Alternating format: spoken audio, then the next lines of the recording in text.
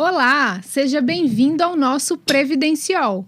Se você ainda não me conhece, eu sou a Ana Carolina e estou aqui com a professora Laís. Não, se não nos conhece, já tá errado, né? Já tem que conhecer, gente. Já pode seguir nosso Instagram, ficar de olho em todas as novidades que a gente posta sobre a rotina, o direito previdenciário. Vem com a gente, você não pode ficar fora dessa, não. Se inscrever no nosso canal no YouTube, curtir os vídeos e acionar também as notificações. Porque depois que nós tivermos novos vídeos, você poderá recebê-los. Nós estamos hoje aqui com um convidado super especial, que é o Dr. Samuel Ferreira, advogado, professor, empresário, atuante no direito do trabalho, direito previdenciário e cidadania italiana. Samuel, quero agradecer a sua presença aqui conosco, o convite, de ter aceitado o nosso convite, e eu tenho certeza que você vai engrandecer o nosso trabalho e trazer informações muito importantes para os advogados que estão aí na tentativa ou na vontade de vir para o direito previdenciário. Então, seja muito bem-vindo ao nosso Previdenciol. O que o Samuel não faz, né, gente? Olha o currículo do Dr. Samuel. Samuel, é um prazer ter você aqui. Muito obrigada por aceitar o convite, estar aqui com a gente, para falar de temas tão importantes, né, que poucos advogados ou poucas pessoas conversam a respeito. Mas prazer ter você aqui. Obrigada, viu, pela presença. E o nosso objetivo de convidar o Dr. Samuel Ferreira para o nosso Previdenciol é exatamente trazer a prática, não só da Previdência, mas de outras áreas, e mostrar para os outros advogados, os estudantes que estão pretendendo vir para o direito previdenciário, o que esperar dele. Porque não existe nada mais inteligente e estratégico do que a gente conversar com quem está na área, né, Samuel? Então, para a gente poder iniciar o nosso bate-papo aqui, eu gostaria que você falasse um pouco de como que você começou no direito do trabalho ou no direito previdenciário, como que tudo isso se iniciou, como você se preparou para estar neste mundo jurídico. Bom, primeiro, eu que tenho que agradecer o convite de vocês para estar aqui nesse bate-papo, que eu tenho certeza que vai ser muito proveitoso para todos nós. Obrigado, Ana. Obrigado, Laís. Bom, a minha carreira no direito do trabalho, ela começou dentro do sindicato dos metroviários, porque eu já advogo para o sindicato há 16 anos. Então, eu tenho um escritório próprio que presta serviço para o sindicato, e a demanda deles vamos dizer, 95% é demanda trabalhista, né? Então, ali eu trabalho do lado do reclamante, junto ao sindicato, mas no meu escritório também absorvo outras demandas, de pessoas jurídicas, de empresas. Então, essa área trabalhista dentro do escritório, a gente tem abrangência total, né? Mas essa vivência dentro do sindicato, fez com que eu me apaixonasse cada vez mais pelo direito do trabalho, principalmente porque a gente consegue enxergar o resultado deste trabalho muito rápido.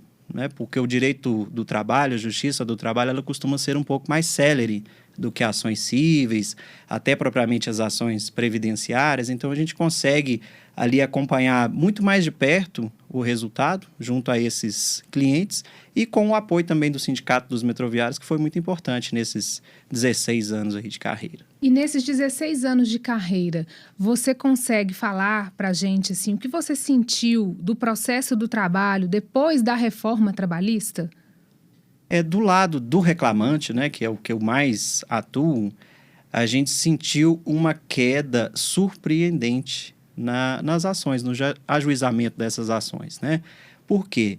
Principalmente da forma que foi divulgada a reforma, isso assustou demais os reclamantes, Porque foi-se divulgado que eles teriam que pagar as custas do processo, pagar a sucumbência, pagar até litigância de má-fé, Porque antigamente, eu acho que até uma conduta errada, de alguns advogados, existia até a máxima, dentro do direito do trabalho, dizer, pede tudo, o que ganhar é lucro, Eu nunca atuei dessa forma, porque eu acho que o caminho não é por aí.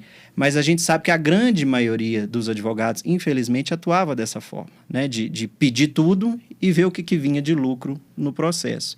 E eu acho que a reforma veio até nesse sentido, de tentar reduzir um pouco, né, esse tipo de ação desses advogados, para que não fizessem mais isso. Mas aí, infelizmente, a conta caiu no colo dos funcionários, caiu no colo dos reclamantes.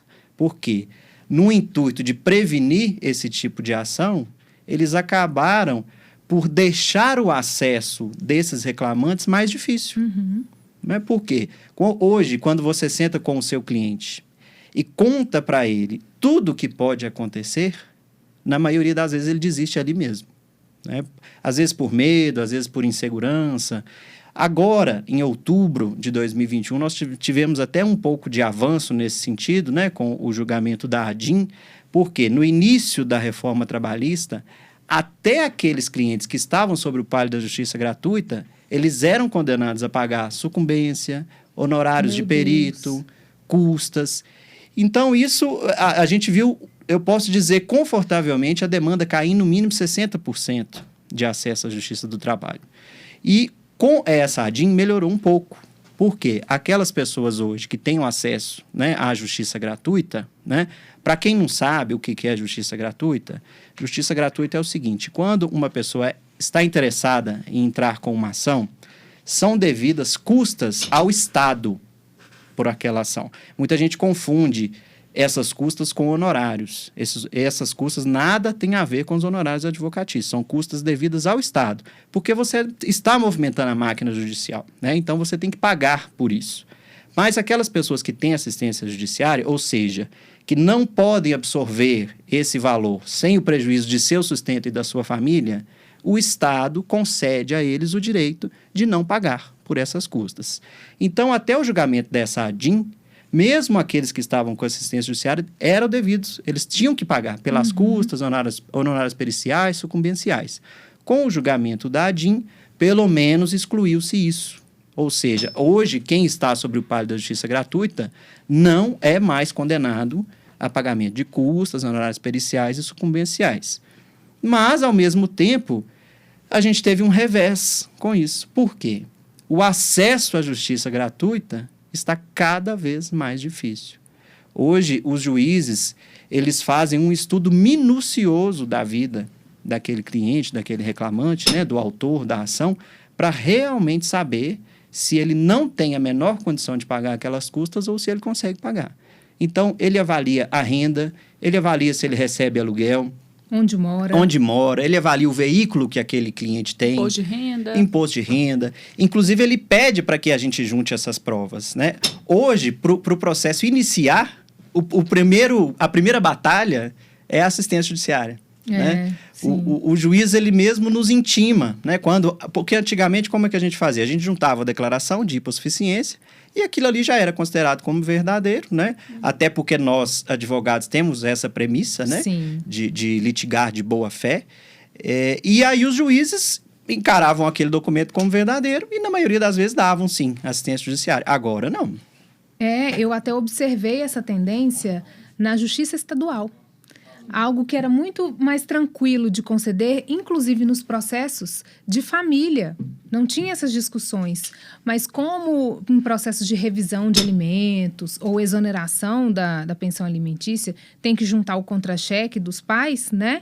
O juiz, identificando que há, sim, uma remuneração que a critério dele é substanciosa, ele acaba revogando a concessão da justiça gratuita e mandando pagar as custas para daí começar com o processo. Então, essa é uma tendência que ela aconteceu no direito do trabalho, mas ela acabou migrando para a justiça estadual e vai chegar na justiça federal também, no direito previdenciário. Não, inclusive já chegou, porque quando a gente chega na fase da execução, né, do cumprimento de sentença, quando o INSS ele vê o montante que a pessoa tem a receber de atrasados, na preliminar ele já solicita a revogação da justiça gratuita. O que é um absurdo isso. É um absurdo, mas eu tenho visto isso cada vez mais nas petições da autarquia, né? Então, eles pedem a revogação por conta do montante que a pessoa tem receber aquele montante que ele nem deu causa, o INSS deu causa a esse processo.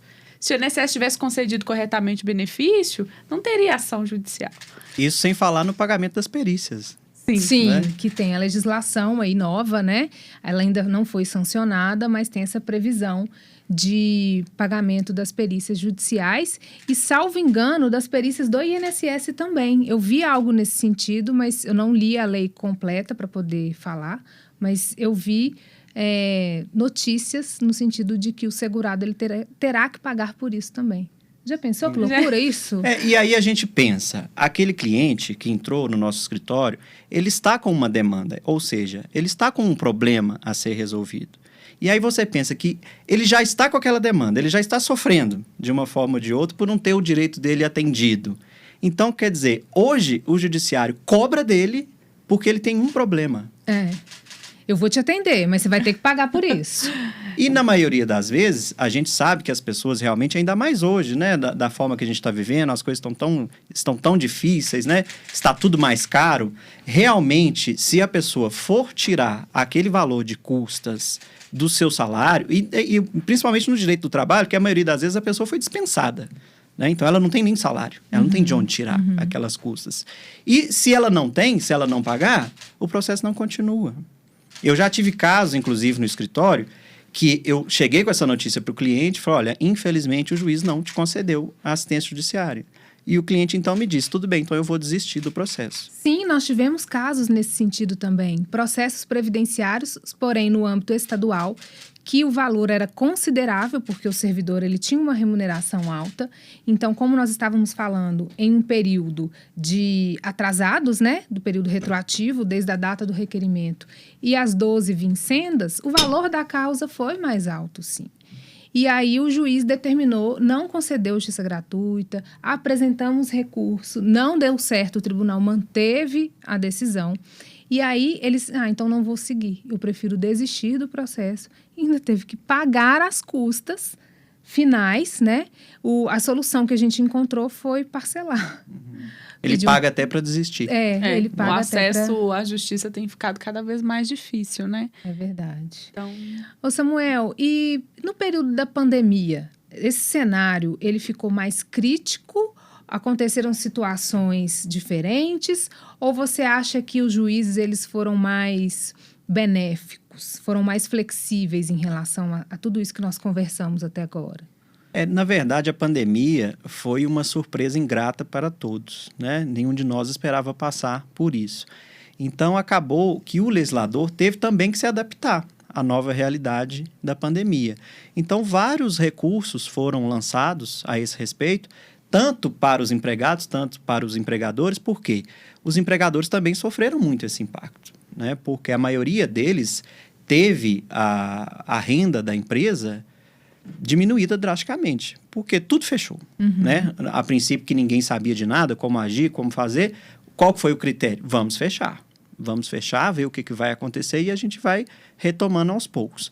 Então, acabou-se que foram constituídas algumas novas leis nesse sentido, né? De assegurar o emprego daquele funcionário e também de gerar alguma forma de conforto para os empresários. Então, teve redução de jornada de trabalho, teve redução de salário, né? O próprio governo assumiu uma parte do salário daqueles empregados para tentar segurar um pouco. E isso, até em razão de tantas dúvidas que esses empresários tiveram, muitos fizeram errado. Então, hoje, a gente está tendo uma demanda reversa desses empresários que fizeram errado e os reclamantes acabaram sendo dispensados no final do contrato e ajuizaram a ação questionando a forma de como isso foi feito durante a pandemia. Porque aqueles empregados que tiveram esse abono, que tiveram esse período, eles gozam de estabilidade, ou gozavam de estabilidade durante um certo período após esse afastamento. E muitos deles, principalmente porque a gente costuma falar, né, no popular, que a empresa quebrou, então eles foram dispensados, mas eles não foram dispensados porque foi um critério do empregador. Eles foram dispensados porque a empresa deixou de existir. Mas eles foram dispensados dentro da estabilidade. Então, isso agora está gerando uma outra demanda, porque esses reclamantes estão acionando o judiciário e questionando que eles foram dispensados durante o período de estabilidade. E aí não vai ter remédio. Né? Essas empresas, mesmo fechadas, né? Aí os sócios da empresa vão responder por essa demanda e vão ter que pagar, porque está dentro da lei. E a pandemia trouxe também a situação dos atestados, né? Do pessoal que foi cometido com a Covid, e não só para a pessoa, né? Acaba que amplia, né, para a família inteira. Então, é bem complicado. Ficou complicado para o empresário, né, essa pandemia administrar, assim como ficou também para o empregado. Mas é uma situação tão complicada, né? Essa situação de doença, de pode vir trabalhar, não pode vir trabalhar. E é inédito, né? É inédito. A gente não havia passado por uma pandemia, espero que não passemos novamente, né? Mas ninguém sabia muito bem como fazer. E aí, no início, foi criado, né, os grupos de risco, dentro da CBTU, por exemplo, né, que é onde eu tenho uma atuação mais forte. Muitos empregados da CBTU são mais idosos, muitos. E todos eles estavam dentro do grupo de risco. Então, você imagina, uma empresa que está funcionando perfeitamente, contando com aquela mão de obra, contando com aqueles funcionários, de repente, fala, olha, os funcionários acima de 60 anos para casa, agora, imediatamente. E não tem o que trabalhar em casa. Não tem. A maioria desses funcionários são funcionários de manutenção. Manutenção de trem, área operacional. O que eles vão fazer em casa? Nada, né? Então, eles ficaram até um pouco deprimidos, né? Porque eles estavam sem trabalho, dentro de casa, no meio de uma pandemia, sem saber exatamente para onde correr. E a incerteza também, né? Não sabia nem se ia voltar ao trabalho, né? E aí, isso prejudicou tanto eles nessa parte mental até, né? E a empresa também, porque a empresa, ainda mais a CBTU, porque o acesso à CBTU é através de concurso. Isso. Então, ela não poderia fazer uma contratação extraordinária sem concurso para isso. E não tinha quem chamar para trabalhar. Então, da noite para o dia, ela perdeu toda aquela mão de obra especializada, né? Porque hoje, se você for no mercado e falar, olha, eu preciso de um especialista em manutenção de trens. Onde você vai achar esse especialista? Só dentro da CBTU, porque ele é treinado lá dentro. Né? Toda a carreira dele foi feita ali dentro. Então, principalmente por isso que eles mantêm esses funcionários mais idosos, porque além deles terem a experiência, eles passam para os mais novos essa experiência e vão fazendo essa rotatividade ali dentro mesmo. Então, a CBTU, ela sofreu muito com isso, né? De ter que afastar esses funcionários muito técnicos, muito especializados, e perdeu a mão de obra. E tudo que tinha que continuar funcionando, mesmo porque é um serviço público, né, que não pode ser interrompido. Então, todo mundo sofreu. E é uma reação em cadeia, porque como não tem quem faça manutenção, acaba que a manutenção fica prejudicada. E os usuários do transporte também são prejudicados por isso, porque acabam que estão andando em trens que precisam de manutenção. Aí né? vai, Exatamente. acontece algum acidente, acontece alguma coisa e não tem manutenção. Nessas questões, nessas novas demandas, os processos têm melhorado o tempo de duração? A gente sabe da virtualização, das audiências virtuais que também começaram a ocorrer no período da pandemia. Isso aconteceu na demanda previdenciária, né? Então, esse tempo, ele melhorou ou não? Continua, está pior? Eu não posso negar que é até estranho a gente falar de vantagens da pandemia, né? Porque uma situação tão ruim, tão triste, a gente falar que teve alguma vantagem, né? Mas eu acho que realmente uma das vantagens da pandemia foi essa redução, né, do tempo que a gente passava em trânsito e se locomovendo, até gastando para isso, né? Para a gente se deslocar de um lugar para o outro. Às vezes a gente tinha audiências em comarcas diferentes, a gente ficava preocupado com o horário, se o preposto está chegando, se não está, como é que faz e liga isso e aquilo.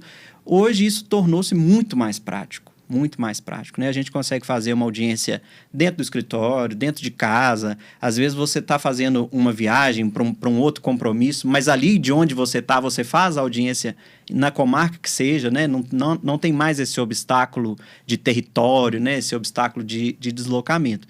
Então, isso acabou também facilitando, até para os próprios juízes, né, a questão de julgamento, a questão da pauta, da audiência, porque eu até tenho observado muito isso. Por exemplo, hoje, quando eu estou aguardando uma audiência, eu estou dentro do escritório, eu continuo trabalhando. É justamente o que eu ia falar. Os até atrasos... chegar a hora. Né? E ao passo que, quando eu estava lá presencialmente na Justiça do Trabalho. Não vou negar que é um ambiente que me agrada muito, porque eu gosto daquela confusão ali da Justiça, aquele acordo que é feito ali no pé do ouvido, ali fora, na sala de audiência, né? Isso é muito gostoso também, faz parte, né? Mas facilitou demais, porque, às vezes, as audiências trabalhistas, elas nos surpreendem muito. Então, às vezes, tem atraso de 1h30, 2 horas para o início de uma audiência. E essas 2 horas, 3 horas, eram um tempo perdido, né? Porque você estava ali na Justiça do Trabalho, não tinha muito conforto ali, às vezes, para levar um notebook, fazer alguma coisa, mesmo porque é um ambiente um pouco mais barulhento, mais conturbado, né? Hoje, não. Eu estou dentro do escritório, com o ar-condicionado ligado, e ali com a minha telinha 2 ali. Internet perfeita. Perfeito, tudo funcionando. Então, olha, ótimo, vou cumprir meus prazos aqui. Quando chegar a hora da audiência, eu entro para a audiência. Então, isso reduziu esses prazos, reduziu o gasto, né, que a gente tinha, e os juízes conseguem, sim, dar mais agilidade a esses processos. Então, houve uma entrega melhor, né, em tempo mais rápido das sentenças ou dos julgamentos dos acórdãos? Sem dúvida, sem dúvida. Mesmo porque, hoje, como os processos já são digitais, até em termos de visualização, isso se tornou mais fácil, né? Porque, às vezes, o juiz queria ali estudar um pouco mais aquele processo, literalmente ele tinha que carregar o processo debaixo do braço, né? Verdade. Hoje, não. Hoje, se ele tem um notebook, ele tem toda a vara dele ali dentro daquele computador. E você fala nesse amor pelo direito do trabalho, da rotina da Justiça do Trabalho e o previdenciário. Como é que o previdenciário surgiu aí para você? O que te fez migrar, pelo menos parcialmente, para o direito previdenciário ou agregar à sua advocacia trabalhista o direito previdenciário? O previdenciário, ele caiu para mim do céu, literalmente. Porque eu sofri um acidente muito grave em 2019 e eu precisei acessar o INSS, né, para pedir o meu benefício, enfim. E quando isso aconteceu, que foi em 2019, né, até recente, eu já advogado, né, eu tenho experiência com o sistema, eu tenho experiência com lei, eu sei como redigir uma petição e estudar a lei. E eu tive tanta dificuldade para fazer isso, de acessar o famoso meu INSS e fazer o requerimento, e saber onde eu tinha que clicar, se eu estava fazendo certo, se eu estava fazendo errado, se eu tinha que ligar no 135, ou se era pelo computador, ou se eu tinha que ir presencialmente. Eu fiquei perdido, fiquei completamente perdido. E aí eu acabei me colocando no lugar do segurado. Aquele segurado que tem uma profissão que não tem a menor ligação com a parte administrativa, ou que não mexe tanto com o computador, alguma coisa assim. Ou, às vezes a pessoa, geralmente, né, quem acessa essa área previdenciária, às vezes é um pouco mais idoso, já tem um pouco mais de dificuldade com o sistema.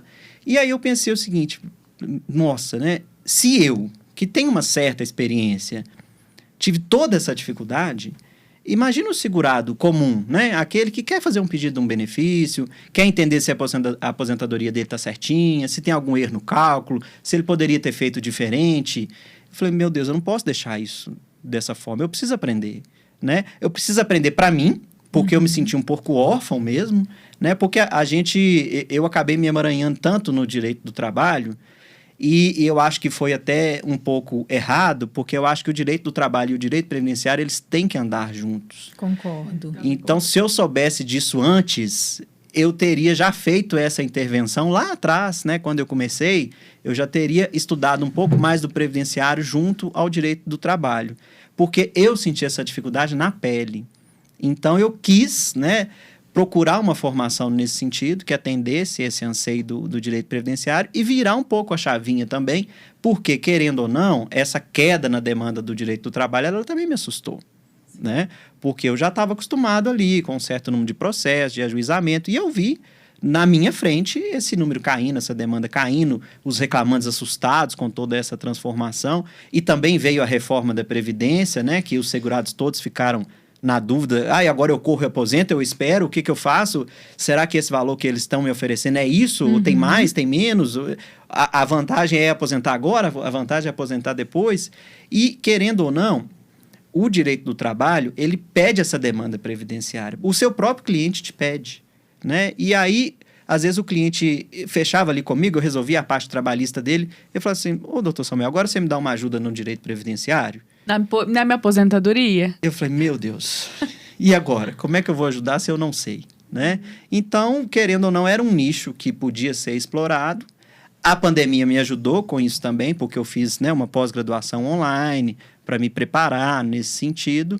Conheci vocês, né, que me trouxeram também para o direito previdenciário, que eu estou gostando tanto quanto o direito do trabalho, e que eu percebi realmente que essas duas matérias não podem andar separadas. Elas precisam estar sempre juntas.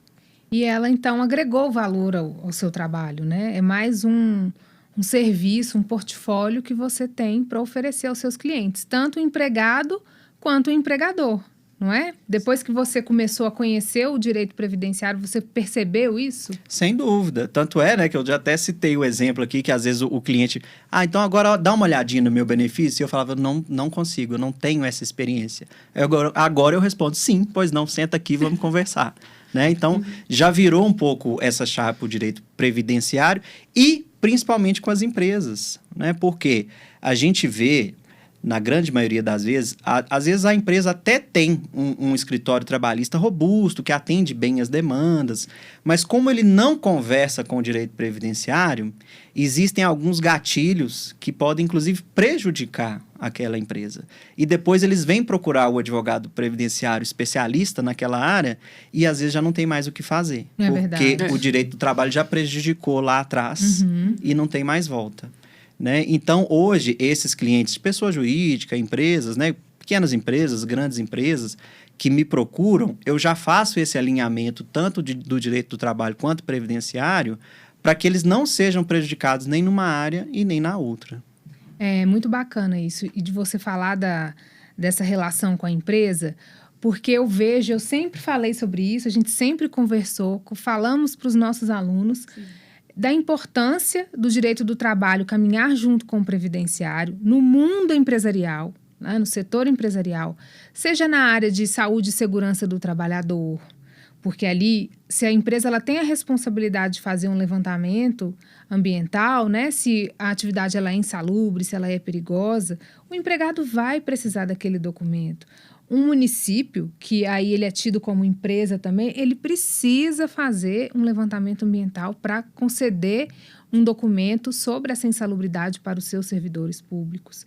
A atividade especial, insalubre, ela gera um passivo tributário para a empresa também, onera muito mais. Os acidentes do trabalho, que não tem uma gestão de risco sobre isso, também oneram do ponto de vista tributário, porque eles pagam mais tributo em relação a isso, ao número de acidentes. A empresa ela fica até enquadrada numa situação de um risco médio, grave ou leve, de acidentes mesmo e de doenças ocupacionais. Tanto é assim... Influencia no RAT, influencia no bolso. Tanto é assim que quando o empregado ele vai solicitar uma perícia médica, dependendo da CID, o perito ele já faz a correlação do CID com o CNAE da empresa. Então, ele já enquadra a doença como ocupacional, independente se apresentou o CAT ou não, ele faz a correlação. E é engraçado essa sua fala, porque a gente acaba se tornando um pouco engenheiro também. Porque quando a gente faz visita técnica à empresa, né, para avaliar essa questão de como é que está sendo questionado a segurança do trabalho, se os EPIs estão disponíveis, a ficha de EPI está preenchida, está assinada, está datada. E aí, a gente tem que fazer reuniões com a engenharia do trabalho e, às vezes, puxar a orelha deles um pouquinho. Né? Porque o trabalho deles influencia diretamente no nosso. Sim, é verdade. Tanto para a área previdenciária quanto para a área trabalhista. Porque, no caso, né, da maior infelicidade de um funcionário, que é o acidente... Tudo isso vai ser puxado, né? Então, eles vão lá atrás na engenharia do trabalho, pegar os laudos, pegar os documentos, os relatórios. Isso vai para a Justiça do Trabalho e vai findar na Justiça Federal Previdenciária. Então, quer dizer, quando a gente bate o olho, a gente fica um pouco engenheiro. A gente fala, cadê o capacete? Né? Cadê a luva? E não é o nosso papel, né? Porque o nosso papel seria o jurídico, mas a gente não consegue, porque a gente começa a frequentar chão de fábrica, né? Que a gente gosta de falar. E aí, às vezes, você está transitando ali, você vê um funcionário sem capacete, não está, às vezes, com a bota adequada, Falei assim, opa, você pode chamar um engenheiro para mim só para eu trocar uma palavrinha com ele, coisa rápida. Aí quando você vê, o PPP tá falando que ele tava usando tudo perfeitamente, com todos os EPIs. Exatamente. Então, a gente consegue fazer um trabalho realmente de prevenção, né, em todos esses sentidos. Porque hoje a gente observa também um grande movimento do INSS nas ações regressivas. Então, se aquela empresa não toma os devidos cuidados e ela é considerada negligente, isso pode gerar um trabalho muito maior. É verdade. Samuel, depois que você falou, me fez lembrar que o advogado, ele é, além de advogado, engenheiro, médico também. O advogado previdenciarista, porque a gente tem que dominar quais são os efeitos colaterais de medicação, o tipo de doença, quais são as consequências para as condições do trabalho, né? Se a incapacidade ela é permanente ou temporária. Então, a gente vai ficando especialista em várias áreas. Não, e falando isso, a gente é intérprete também, né? Também. Porque quando a gente pega as receitas e os relatórios, que são verdadeiros hieroglifos, né? A gente tem que interpretar, entender o que o médico está falando, né? E se aquilo que ele está dizendo pode prejudicar ou não o nosso cliente. A gente não faz mais entrevista, né? A gente faz anamnese, né? A verdade é essa. Samuel, e para a gente finalizar o nosso bate-papo nesse primeiro vídeo, eu gostaria que você falasse para os nossos ouvintes, para os nossos colegas que nos ouvem e nos acompanham aqui, o que você tem para poder incentivá-los a vir para o previdenciário, de motivação. Eu que estou fazendo essa migração ou essa conciliação, né, entre as duas disciplinas, eu já até mencionei isso aqui, eu realmente cheguei à conclusão que são áreas do direito que não podem andar separadas. E a gente consegue uma gama muito maior de clientes, a gente é melhor remunerado por causa disso, né? Porque, às vezes, principalmente quando a gente está falando de uma área empresarial, às vezes a empresa ela quer contratar um escritório que vai resolver o problema dela. E se ela tiver que contratar um escritório trabalhista, um escritório previdenciário, um outro escritório para resolver uma outra demanda, isso vai onerando a empresa. Quando ela chega no escritório que ela é atendida em todos os seus anseios, é contrato assinado. Perfeito. Então, é isso que a gente tem que investir. Obrigada pela sua presença, pela sua participação nesse vídeo 1. Mas não saia daqui que nós teremos um vídeo 2 com outro assunto muito interessante que concilia o direito do trabalho e o direito previdenciário. Fica com a gente.